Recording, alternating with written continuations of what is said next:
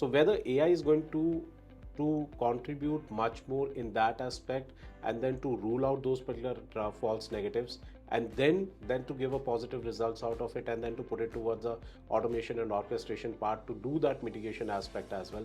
I think this is where the AI has to rule on that. Can crack the passwords of your boyfriend or a girlfriend, and then to go into the private life, and then to understand that what's There was happening. a big flex at that Yes, time, I yeah, know. right. And everybody used to say that, I can access the Gmail Yeah, I passwords. can get your Yeah, boyfriend's messages. right. And Insta, and then Orkut, and Gmail, and the Facebook by that time. If we are living in right now a real world, there is a virtual world. The virtual world, the dark web, when you call it as, it's a one of the world where every malicious activity is happening without our knowledge.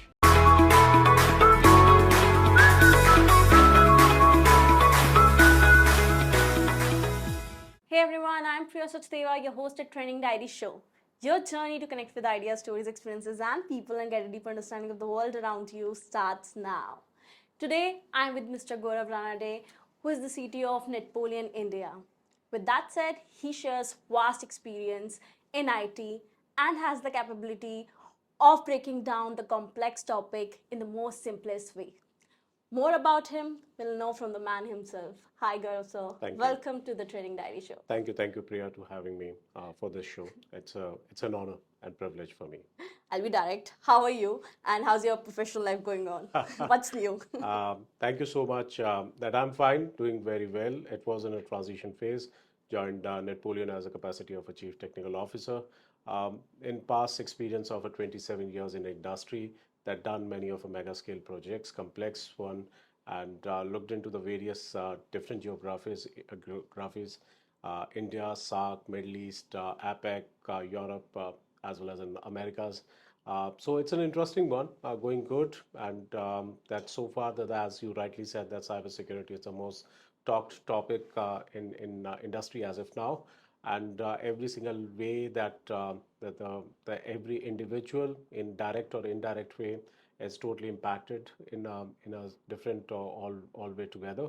And I think this is going to be for next 5 to 7 years in the same way. And then let's see that how it's going to be impact, and how we will find out the different solution for the different challenges. Indeed. I think I'll consider technology nothing less than a magic. You know, I remember using the first time a touchscreen phone or anything that new comes up. Uh, you are someone who has seen this evolution of industry Yeah. of technology itself. Yeah.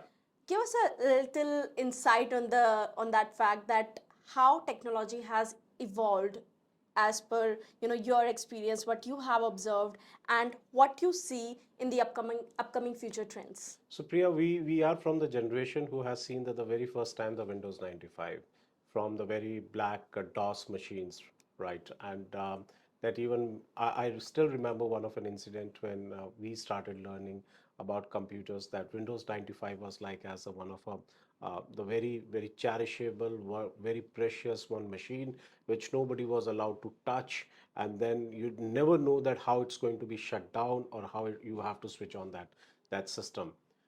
The journey is quite enlarged. From there we have gone through, and then from Windows 95 we have seen that the leverage of those particular technologies, and now we are into a touch screen. Even every single mobile user knows that how the different techniques or the technologies had to be used in that.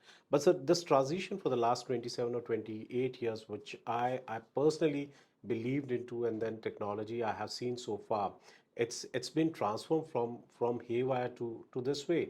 uh, Nowadays, that the user experience is quite much better than what we used to have it into the late 90s, the dot-com era, the bubble era, where every organization was running into the website development. Then the CCTV cameras were there. Then you have to look at for your cloud technology, the era where everybody was running after cloud. Now, then afterward, the cybersecurity and infrastructure is coming up into that. Now it's more the era of the touch screen with the different the cybersecurity mechanisms which you have to be deployed at. Different stories, different mechanisms, all across the different complex use cases.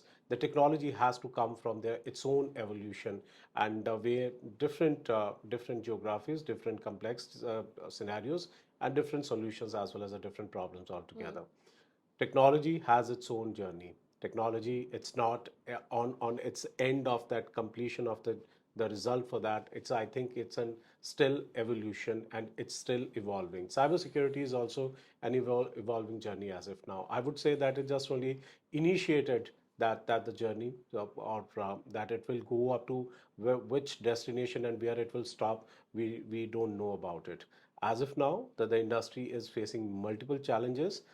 It started from the year 2000, 2001 itself, when people know about the computers and the technology, how it has to be used in. We know that it's a predictive, the way that how the technology had to be utilized, but the way it has been utilized onto the offensive mode. Now, when we talk about that, from that those particular areas of a Windows 3.1, Windows 95, and then now when we are talking about AI and ML, that's a totally two different worlds altogether. And we are the Right. only generation who have seen that particular period as well as a today's generation, today's period on that side. We know that what are the challenges were there at that point in time, but that the operational governance is a simple one, that we know that those particular challenges, how it has to be overcome out of it. But now the challenges are totally different. You never predict on certain thing, when normally people used to say that the predictive analysis, you can do x y z a b c with the same traffic flow, but still it's a long journey we have to achieve, and we are yet to find the results as well. Because you mentioned about AI and cybersecurity, will take, will elaborate more for our audience. What do you think? I think this particular decade, when Chat GPT came and more AI tools has came, it has changed the whole industry. I'm someone who's from content Yeah. creation and also work with a company where AI plays a very major role. So what do you think? How future is going to evolve as per your perspective, when companies, how companies are going to adopt AI more into the system, and how it will change the generation, the companies, the culture, the individual's life, how AI The is going to first do first that. of all, we have to accept one fact: the human mind is the best creator on this universe. Not a single chat GPT can match it, right? That fact, I always, it could be a debatable aspect on many fronts, but yes, GPTs or AI has totally changed the face of the industry. That how you have to, it's a revolution. It's a if you are using into a proper optimistic approach or into a positive manner, it is going to create some wonders for you. But how many of us knows about the plagiarism? You might be aware of that, the content coming from the content industry, that the plagiarism is a one, humanized aspect is on the other side. The GPTs are generating certain content from the internet only, and then whether that has been converted into humanized factor, whether that is a part of a plagiarized content or not, that creativity is going to be totally out of that particular scope. When you talk about the AI utilizing that GPTs on that side, many of the people or the young generation are using GPTs, but never know about that, the what are the other aspects or the behind the scene what's happening out of it. That's a one aspect. The second, how industry is going to revolutionize with the AI aspect on that. That every single process or aspect can be automated with AI, with a predictive certain use cases, that what should be the workflows out of it. But then how the AI has to be optimized with the proper involvement of a human factor or human angle as well. Now, the combination of all these things, whether it's into the industry sectors or the verticals wise, you have to take it as into a cybersecurity, you take it into any operational management, or you take it into a totally infrastructure management itself or a day-to-day operation side. AI can play a vital role. And AI, if you utilize in a proper absolute, in a mode where it will give you a proper result and you are anticipating those results will be in your favor, it's absolutely a one of a blessings that the technology had given to us. But think about that, how this technology had been misused by the many of threat actors, that how the state actors had deployed all these particular attacks, or the AI based or the bot based attacks onto the different mechanisms where the human factor has been totally negativized. Now, in that aspect, how this AI is going to work out, it's again a concern, how it has to be addressed. Yet we are on the journey, as I said, and it will take some time that to find out that the exact result, that AI is a blessing or is going to be a curse for the society. And I really find how beautifully you said that, that humanize factor. Yeah.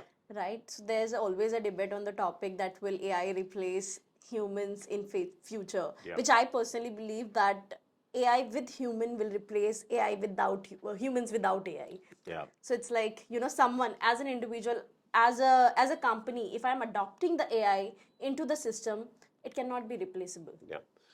Rightly you said this. Tongue twisters can be put it into any of our statements, right?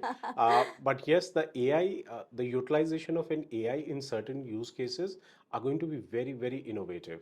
It's going to be very, very creative for many of the ways, specifically in our field as a cybersecurity. We know that when you look at that from a one very small example of a SIM, right, that the logs have been collected, that the correlation is happening there, but then AI has to come into that way that which particular logs have been taken into the severity of those particular risks, whether it's a high, medium, or the low level risk for that. If you have deployed a mechanism of a AI, that automatically that intelligence will come into that part and then to play a vital role to identify that which should not be a false reports for that or false negatives.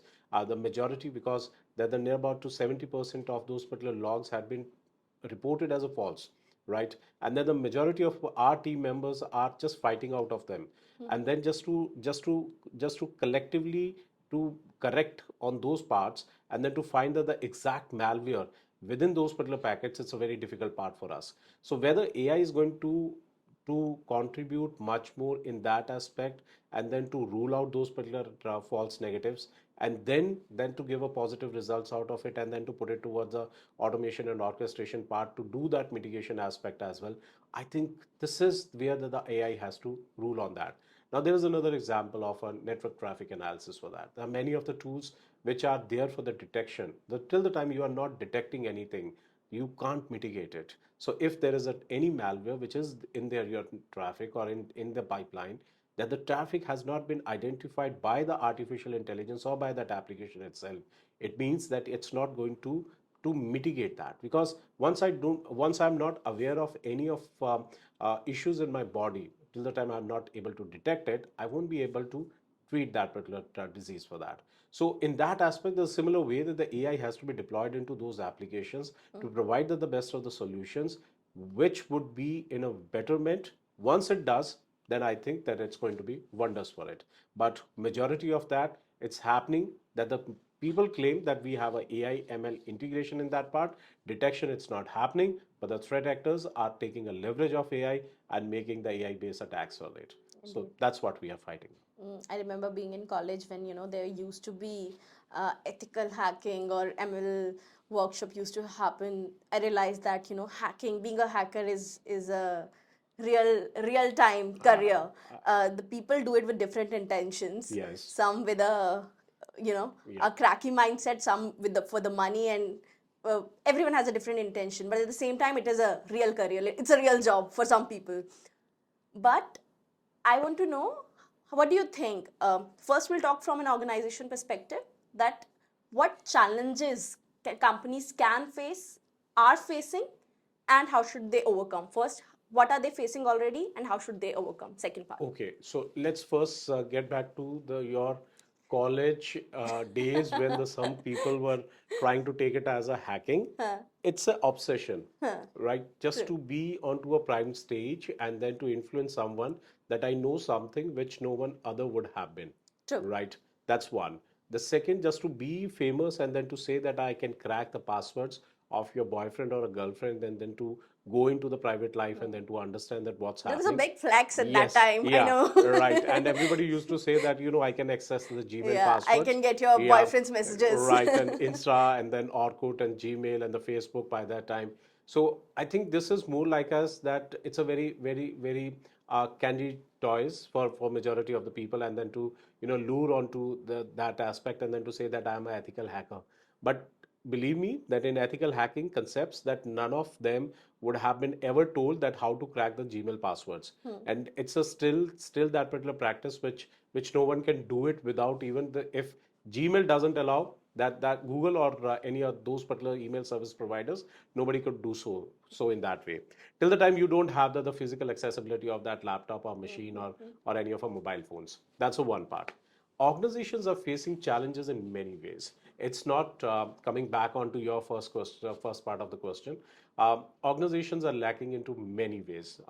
That the one thing is that the ways that the threat actors are coming day by day, you you don't know that what kind of a 0 days attacks are there.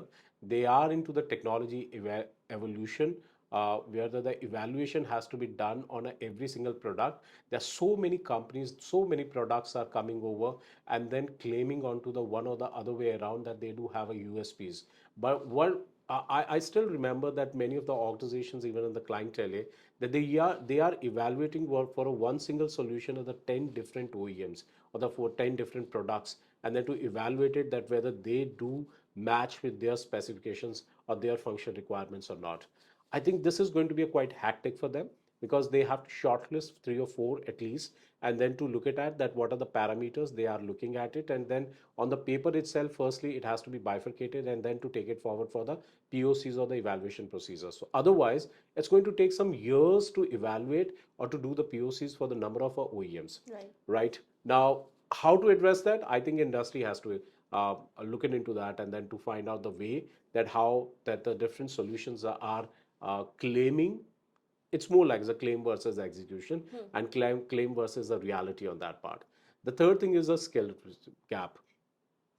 Industry is facing that challenge for the number of years, and it's a almost ever evolving challenge for us that the skills, certified and experienced resources on the level 2, level 3, and the planning and the designing of the resources, because cybersecurity is not only for the product centric, it's a solution centric approach for that, and it's a one level up from the infrastructure. So you must have to have that capacity as well as a capability to understand the infrastructure, operating systems, and application scenarios, then to design your cybersecurity.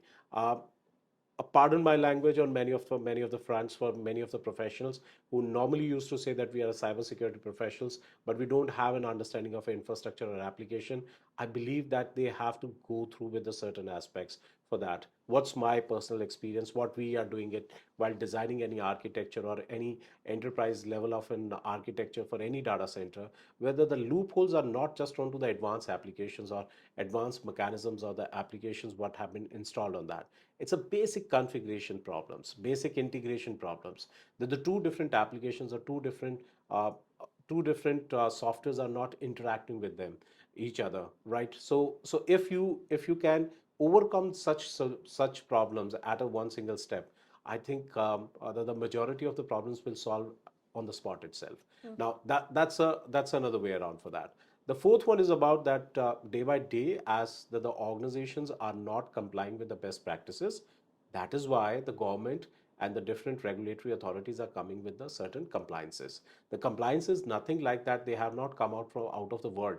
It's more like as that the certain rules and the regulations which are the part of the basic baselines, the standards that every organization must have in their in premises, right? So if many of the times, like the challenges that the CTO or CIO or CISO wants to deploy any security appliance in their infrastructure, but CFO have the final authority. The financial powers will find any validated reason that why to procure that particular device, but by that time they take that particular entire longer process that to finalize any product or any solution in that, it the attack or any vulnerability already have been placed within that system itself. So organizations are facing all such challenges, and I believe that as industry is getting mature, professionals are there in every single organization, and CISOs have been deputed for majority of our organizations, be it into the government, be it into the public sector units, the BFSI, the enterprise, the telcos. If you look at any of a vertical, now that the deputed person is responsible for to fulfill all these compliances, or the at least the baselines measures have to be taken up into it, and then to take control of that entire situation. Because you mentioned about the guidelines and everything, as you know, this is very trendy that on the recent news that RBI SEBI has put some compliance, some guidelines to the BFSIs, and enterprise systems. So how your companies, Napoleon India has a wider product solution range. So how your company can help the organizations, enterprises, BFSI to escape from the same? So, uh, rightly I would say that a good question for the people and the industry who are finding it's a quite challenge to comply with the guidelines, that we have an entire product stack, the solution portfolio, where we looking into that the firstly that the compliance guidelines with the, as to match with the enlisted portfolio of from the authorities, and then that what are the gaps are there, we are the implementation partner as well. So while we are finding out certain gaps which need to be adhered to the guidelines, that we have to provide those particular solutions also. It's not just only to do and find certain gaps in there and then to move away, that these are the NCs you have to look at and then to finalize for this. No, we are there as a Napoleon. We have the skilled resources, the proper products, and the entire selective teams who will go and will sit with you to understand your entire infrastructure, will propose those particular gaps, and then to how to identify those particular areas where we can work all together, and then those particular controls need to be identified, and then to place it very, very well, and then at least adhere to those guidelines for that. So whether you look at it from that the SIM, that we have that the different products on that side, we have that NMS or the EMS, we have from perspective of your SIMs or an UABIA as well, that a certain GRC compliances tool on that side. We have certain SaaS solutions which can control your entire zero trust network access solutions for that.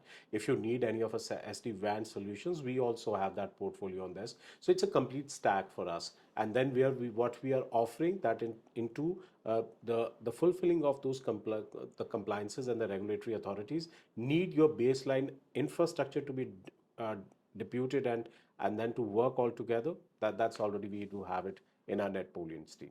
Indeed. Also, there's a very, general news is coming up when we talk about the data.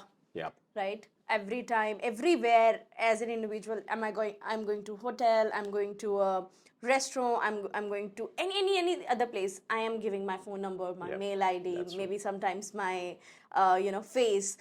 So first we'll talk about the individual level, and because of that part we see lots of spam calls coming up, Yeah. because nothing is with us, even Google is tracking us with every time. So how an individual can escape from it, first part. We'll come to the second part, what duty, ethical duty organizations can play into the same. Okay. Two parts. Right. So let's go into the individual aspect. So Right. I'll start with the one use case. Last month I was there. Please have to. Yeah, sure. Thank you. So last month I was there for one of a session as a hackathon meet, and my topic was of a ZTNS, Zero Trust Network Access.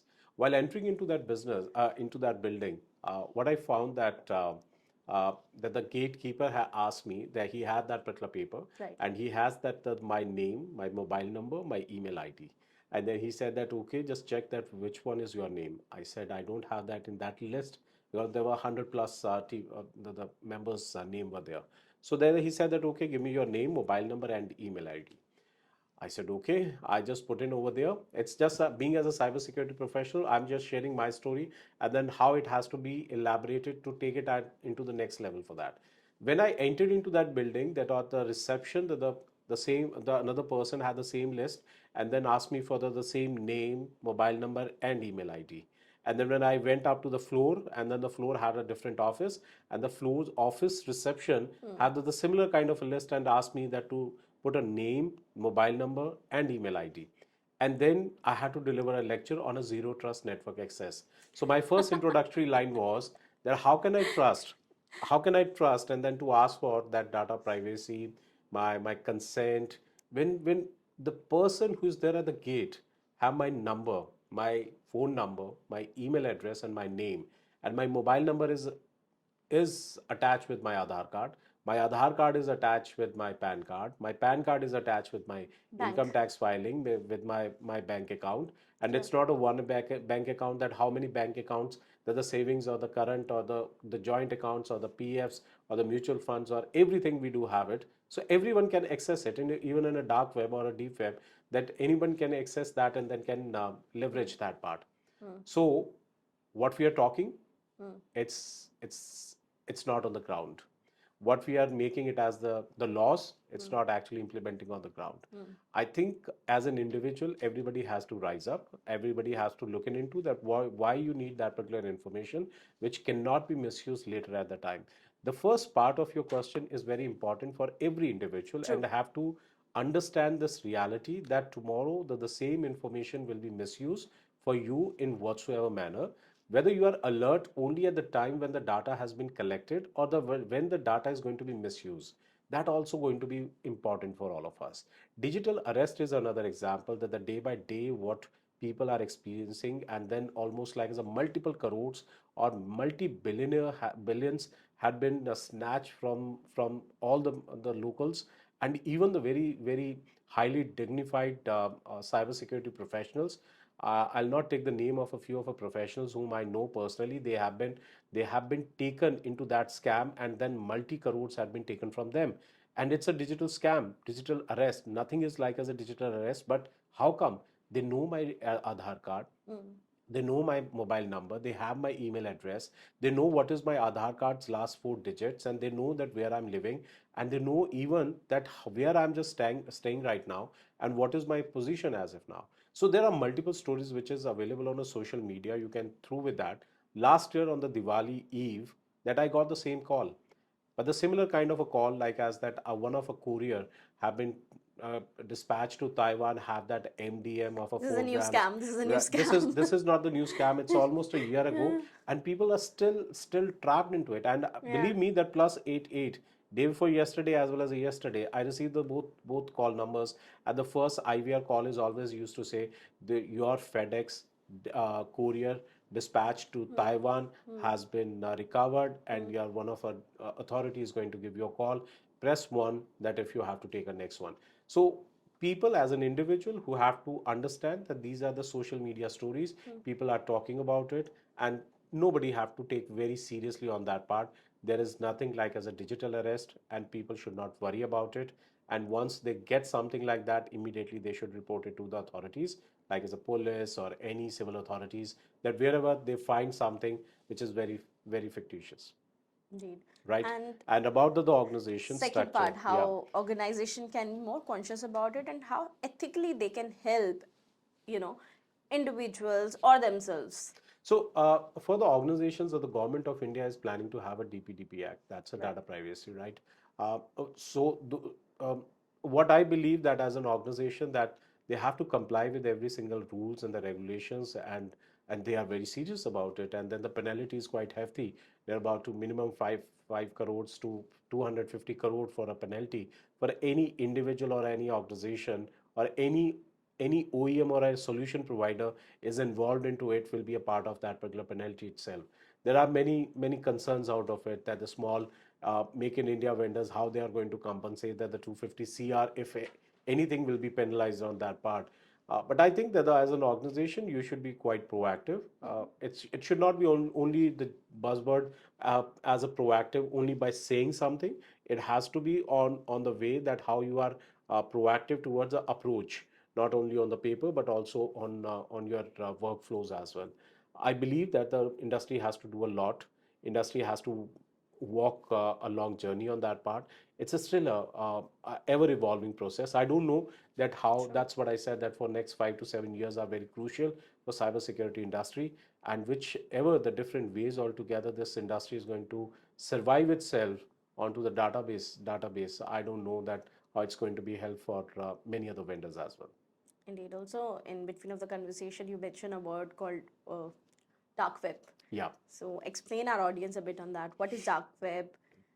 What kind of things happen there? Okay, it's a so you need to take it like as that if we are living in right now a real world, there is a virtual world. The virtual world, the dark web, when you call it as, it's a one of the word where every malicious activity is happening without our knowledge. When we are not aware of that, we don't want to see it. That's our perception, but it's Elaborate happening. this malicious activities. Malicious activity, it's any wrongdoing, specifically with the drug trafficking, with the ransomwares, with a ransom, you have to collect it, whether it's on the data which has been collected and then to leak from your, without your knowledge, your data has been leaked, and then to sell it to the third parties or the rest of the world. That the majority of the transactions which are not legal, it's actually happening between two different individuals or two different organizations on dark web platform. It's not very easily to access that particular dark web, and even if you try to do so, your IP can be blocked by the authorities as well. So there are two, three different tools you have to access the dark web. I don't want to promote it, that the young Definitely. generation always very prone towards a curiosity that True how that. to access that, what are the different ways they can go it onto the YouTube or to the social media. There are many ways that the people have even tried to explain that how you can access that dark web. But I will suggest that the young generation, as well as the people who are listening this podcast, that they should not even try to do so, because you never know that the what, which level or the what kind of an accessibility, even if you are a first time user, many of the time that the multiple many experience holders have been trapped into that dark web accessibility, and they fell into a big traps and then found themselves into a big lure for that. It's a dark web. It seems to be quite exciting word for nowadays, that the young generation who likes the excitement with some very interesting things which need to be explored. But I think it's a limited space for many only of people who have some experience, and with very cautious activities they have to do it. Don't do it at home. That's one suggestion. But yes, it's a very dangerous. It's a very dangerous for any individual who would like to try for the dark web. Yeah. With that said, there's one thing that I'm always curious to know from my guest. What is the one trend that you'd like to see more evolving in the new world? One trend that you'd like to see more embrace? Any trend? Uh, See, AI is one thing. I'm always look at from one aspect, that it's going to be a beautiful thing, that in coming future, if it's utilized to be in a very optimistic and a positive manner. What would be the extent of AI? I think if you have seen for 5 or 6 years ago, there was a movie from Priyanka Chopra and Harman Bhaveja, that 2050 or 2030, True. right? So when entire world was flying, and that there wasn't any road transport, and then everybody was into a different world altogether. At that point in time, they envisage that this world is going to be into a totally different world altogether, into a different shape. That's only because of that, if AI would be taken into a very well shape and into a very well optimistic approach. Now, whether the world is moving towards that trend with the support of AI, that only the time will tell. But I believe that if something is happening good for humanity for the next 20 to 35 years, that's a AI is going to make a big shape for that.